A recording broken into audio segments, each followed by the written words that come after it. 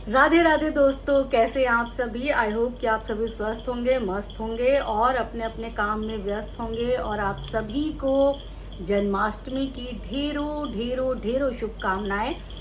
तो ये वीडियो हो सकता है कि संडे मॉर्निंग में आप सबको मिले, कोई बात नहीं। कल भी जन्माष्टमी बहुत सारे लोग मना रहे हैं। तो आज इस वाली वीडियो में हम बात करने वाले हैं नेहा आशीष तिवारी के बारे में, क्योंकि नेहा आशीष तिवारी का अभी मैंने लाइव आई हुई थी वो, तो मैंने उनका लाइव देखा। देखो, सबकी अपनी अपनी राय हो सकती है, लेकिन मुझे कभी भी नेहा से कोई नफरत नहीं हुई। मैं दिल से ये बात बोल रही हूँ। मुझे कभी भी नेहा जो है वो गलत भी नहीं लगी, कभी नहीं लगी मुझे। और कभी भी मैंने नेहा के खिलाफ कोई रंजिश नहीं रखी, क्योंकि मेरा काम रिएक्शन देना है। मैं रंजिशें पाल के थोड़ा ना बैठी रहूँगी। और दूसरी चीज़ ये थी कि मैंने हमेशा नेहा के एंगल से भी चीज़ों को देखा, सोचा, समझा। तो इसीलिए मैंने बहुत बार नेहा का साथ दिया, बहुत बार नेहा के लिए वीडियो बनाई। आप में से बहुत सारे लोग बोलेंगे कि भाई आप राज फैमिली के लिए वीडियो बनाती हैं, उनको बड़ा सपोर्ट करती हैं। तो उनको सपोर्ट मैं इसलिए करती हूँ क्योंकि वो फ़िलहाल मुझे गलत नहीं लग रहे। जिस दिन वो मुझे गलत लगेंगे तो मैं उनके खिलाफ भी वीडियो बनाऊंगी, ऐसी बात नहीं है। मुझे फ़िलहाल नेहा जो है वो गलत नहीं लग रही। अब देखो, रिएक्शन चैनल वाले बहुत सारे हैं, मैं खुद भी हूँ, तो सबका अपना अपना मत है। कोई नेहा के खिलाफ बोलता है, कोई नेहा के लिए बोलता है। लेकिन मेरे को लगता है कि एक रिएक्शन चैनल का काम यही होता है कि वो दोनों सिचुएशन को देखे, उस सिचुएशन में खुद को रख के फिर वो सोचे और फिर वो अपनी बात को नाप तोल के बोले। तो मैंने वीडियो देखा, उनका लाइव देखा मैंने। काफ़ी लंबा लाइव इस बार किया और बहुत दिनों के बाद वो लाइव आई हैं। और उन्होंने खुद कहा है कि भाई मैं आजकल बिज़ी रहती हूँ।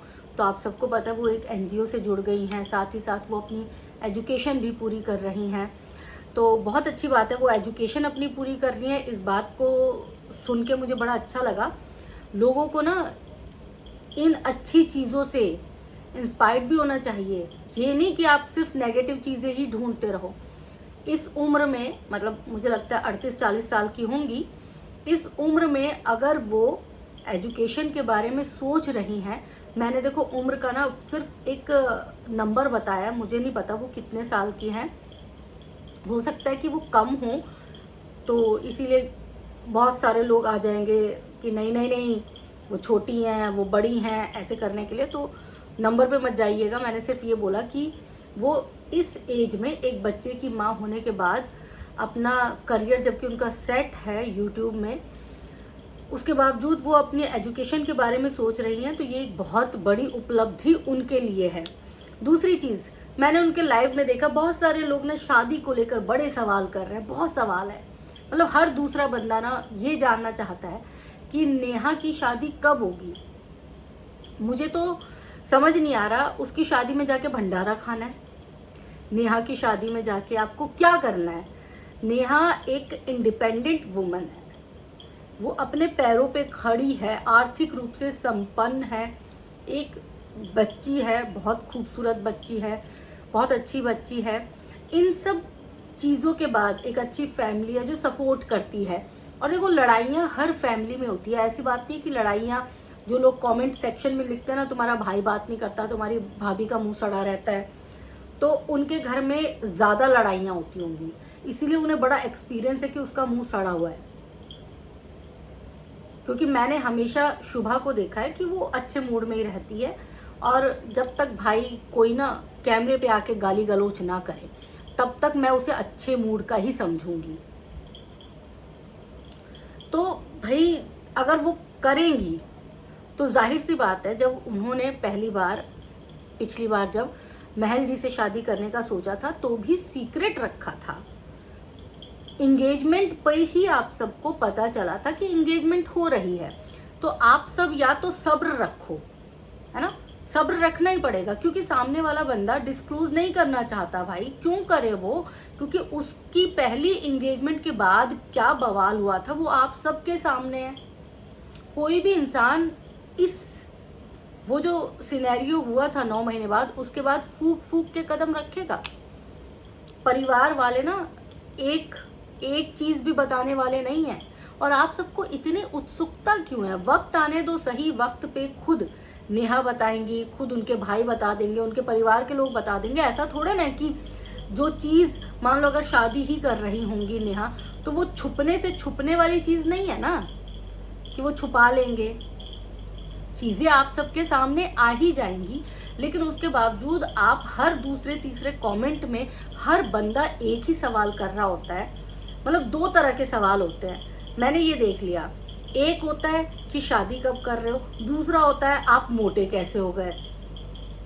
अरे 50 बार नेहा खुद अपने ब्लॉग में ये बात कह चुकी है कि वो मोटी क्यों हो गई। भाई डिप्रेशन की दवाइयाँ खाने की वजह से उसके साइड इफ़ेक्ट्स कुछ होते हैं जिसकी वजह से थोड़ा सा मोटापा चढ़ गया। सो व्हाट, जो उनको प्यार करता है वो वैसे भी प्यार करेगा, और जो नहीं करता वो तो वैसे कर ही नहीं रहा था ना, तो फर्क नहीं पड़ता कि कोई मोटा हो गया कोई पतला हो गया।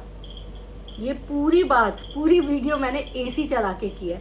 अब पीछे से आवाज़ आएगी, मैं अब एसी जाके ना बंद कर देती हूँ। अब जाओ देखो, मेरे को ना इसीलिए खुंदक आती है। मतलब मैं ना पूरा फुल फैन चल रहा है, फुल एसी चल रहा है, फिर मैं इतनी बकबक कर लेती हूँ और उसके बाद फिर मुझे महसूस होता है कि मैं क्या कर रही थी। फिर मैंने अभी एसी बंद किया है।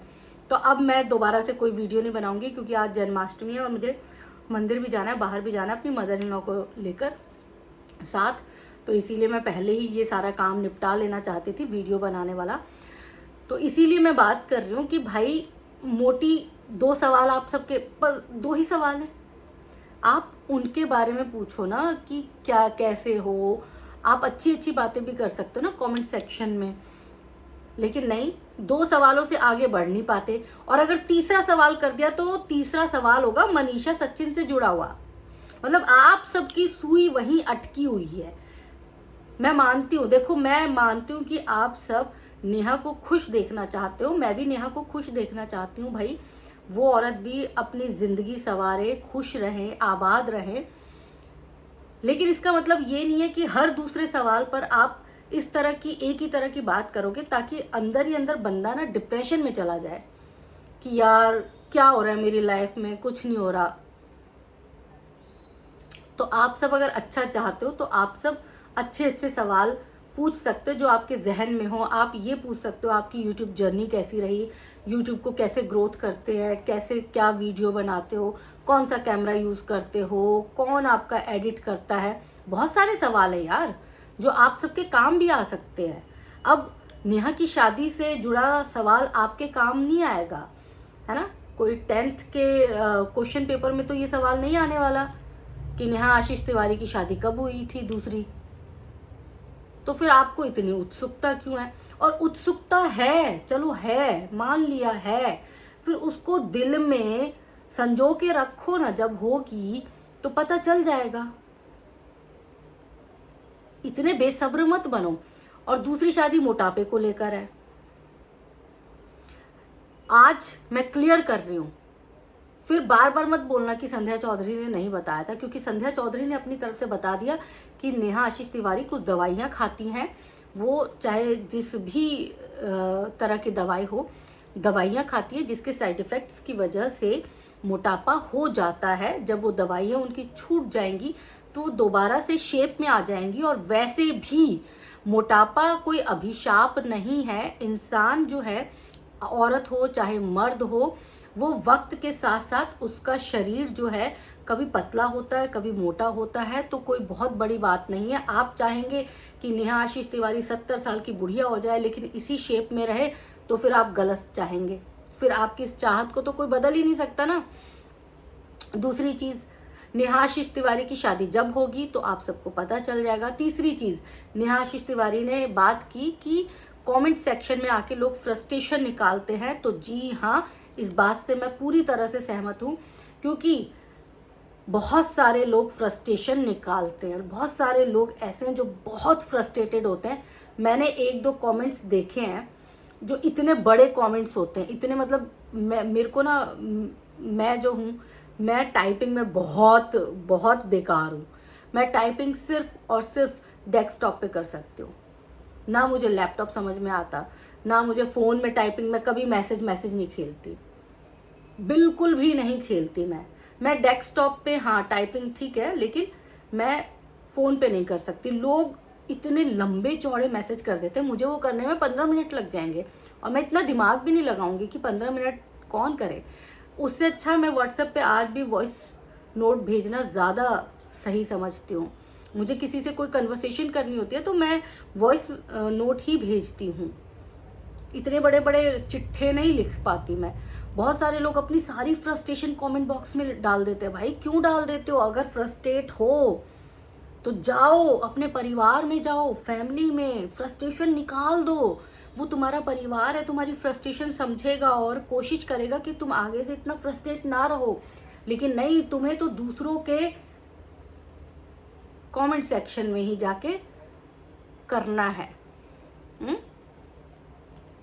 और उसके बाद तुम रिलैक्स हो जाते हो, लेकिन सामने वाले की सिचुएशन भी समझो ना। तुम्हारे रिलैक्सेशन के लिए सामने वाला कितना डिप्रेस्ड हो रहा है ये भी तो समझो। और मैं ये सिर्फ नेहा की बात नहीं कर रही, मैं हर एक जो ब्लॉगर्स हैं उनके नीचे जाके आप गलत कमेंट करते हो तो वो सही कैसे हो गया? मत करो ना, आप कमेंट ही मत करो। आपको कोई नहीं पसंद, मान लो मुझे नहीं पसंद तो मैं नहीं देखूंगी, लेकिन कमेंट भी गलत नहीं करूंगी। हाँ हूँ, येस नो, मैं ये बोलूंगी कि मैं आपकी बात से अग्रीड नहीं हूँ, बस दैट्स इट। लेकिन आप वहां जाके अपना पूरा मातम वहां फैला देते हो, तो इन लोगों को बोलते हैं बदतमीज लोग, जिनको बिल्कुल भी मैनर्स नहीं होती। तो मैनर्स सीखो, सबसे पहले मैनर्स सीखो, बहुत ज़रूरत है तुम्हें, क्योंकि तुम्हारी इन्हीं आदतों की वजह से तुम्हारा फ्रस्ट्रेशन बढ़ता है। क्योंकि तुम्हारे परिवार वाले तो तुम्हें जूते चप्पल मारते होंगे, जो लोग ऐसे ऐसे कमेंट करते हैं गंदे गंदे। दूसरी चौथी बात, अब 3 बातें मैं कर चुकी हूँ, चौथी बात, नेहा ने अपना लाइव किया, अपनी फीलिंग्स बताई, तो कोई भी उसको अपने दिल पे ना ले। उसकी भी फीलिंग्स हो सकती है ना, वो भी तो इंसान है। उसके साथ जो 6 महीने पहले गुजरा, वो 7 महीने 9 महीने पहले जो गुजरा, वो कहीं ना कहीं उसको भी तकलीफ दे रहा होगा। और अगली बंदी नहीं करना चाहती 9 महीने पुरानी बात पर बात, तो क्या है बवाल भाई, नहीं करना चाहती। बहुत सारे लोग मुझसे कोई बात पे बात करना चाहे जो मैं नहीं बताना चाहती, मैं जस्ट इग्नोर कर दूंगी, या फिर मैं सीधा सीधा बोल दूंगी कि सॉरी, मैं आपसे ये इस वाले मुद्दे पे बात नहीं करना चाहती, आपके पास कोई और सवाल है तो प्लीज़ आप बताइए मुझे। और वो आपकी नौकर नहीं है जो आपको ये बोलेगी कि हाँ मैं जवाब दे रही हूँ। हाँ, आप सबकी वजह से वो बनी ज़रूर है, लेकिन हर बात की जवाबदेही आप तय नहीं करेंगे। और वो अपनी लाइफ में आगे निकल चुकी है। आप सब बार बार उनके ऊपर दबाव डाल रहे हो कि आपके घर में कोई फंक्शन होने वाला है, कुछ होने वाला है। अगर अच्छा होने वाला है तो भाई सेलिब्रेट करो ना कि हाँ अच्छा होने वाला है, और अच्छा सामने आ जाएगा। बुरा सामने आ जाता है तो अच्छा भी रुकेगा नहीं, अच्छा भी सामने आ जाएगा। इंतज़ार करो, और इस तरह से अपने फेवरेट ब्लॉगर्स को तो परेशान मत करो। मैं यहाँ पे, मैंने नेहा आशीष तिवारी की सारी बातें मुझे ठीक लगी। मुझे इसमें कोई हो सकता है कि 1-2 पॉइंट अगर छूट गए हो, लेकिन मुझे लगा कि यार ठीक है, अब उस बंदी को बख्श देना चाहिए, बख्श दो। ठीक है, एक तरफ मैं बोल रही हूँ कि राज परिवार को बख्श दो, दूसरी तरफ मैं बोल रही हूँ नेहा आशीष तिवारी को भी बख्श दो। अब दोनों का मैटर खत्म कर देना चाहिए। और ये जो हवा देने वाले लोग हैं ना, मैं उनकी बातों से बिल्कुल भी सहमत नहीं हूँ, तो हवा मत दीजिएगा। और ये बार बार मत बोलिएगा कि PR PR PR PR PR, यार सुन के ना पक जाती हूँ। कोई नया शब्द ढूंढो, कोई नया शब्द ढूंढो। तुम्हारे पास अगर नया शब्द ना हो ना तो मुझे बता देना, मैं शब्द ढूंढने में बड़ी एक्सपर्ट हूँ। और वैसे भी पीआर शब्द जो है ना, आप सब बोलते हो, वो बहुत पॉजिटिव वे में लेना चाहिए। पब्लिक रिलेशनशिप ऑफिसर, पीआरओ, आप सब जानते होंगे ना, है ना, बड़ी अहमियत होती है। तो आप जो पीआर बोलते हो ना, आपको लगता है कि हम गाली दे रहे हैं सामने वाले को। नहीं नहीं नहीं नहीं नहीं नहीं नहीं नहीं नहीं, आप उसको पीआर बोल रहे हो, पब्लिक रिलेशनशिप ऑफिसर, ठीक है ना। तो फुल फॉर्म आपको नहीं पता होगी, जो अनपढ़ गवार लोग हैं जो बोल देते हैं सिर्फ बोलने के लिए, तो मैंने आपको बता दिया है। वैसे आप सब भी चिल मारो यार, ज़्यादा टेंशन वेंशन मत लिया करा करो। और ये जरूर बता दिया करा करो, चश्मे में अच्छी लगती हो, विदाउट चश्मा अच्छी लगती हो? बताते नहीं हो यार, तुम मेरी बात नहीं करते हो, मेरी बात किया करा करो। और मैं जा रही हूँ अब जन्माष्टमी सेलिब्रेट करने। तो ठीक है, इसी के साथ राधा रानी, जय श्री राम, जय श्री श्याम, हर हर महादेव, और जन्माष्टमी की ढेरों शुभकामनाएं। बाय।